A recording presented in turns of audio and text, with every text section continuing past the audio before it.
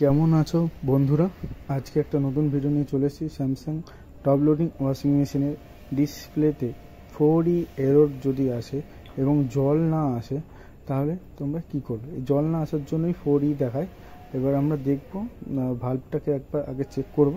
তাই ওয়াশিং মেশিনের পেছনে দেখবে দুটো স্ক্রু থাকে, এখানে একটা ওখানে একটা, দুটো স্ক্রু থাকবে, ওটা খুলবে এবং এটা জাস্ট ওপরের দিকে ওঠাবে, যে একটু এভাবে ওঠাবে, খুলে যাবে, অসুবিধা কিছু হবে না।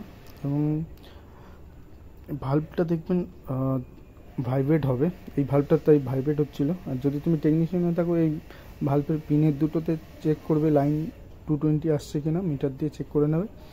এটা যেহেতু ভাইব্রেট করছিল তাই আমি কনফার্ম হয়ে গেলাম এই ভাল্বেরই প্রবলেম আছে। এখানে দেখতে পাচ্ছ জলের খুব আয়রন, কেবলমাত্র বেশিরভাগ আয়রনের জন্যই নষ্ট হয় এটা।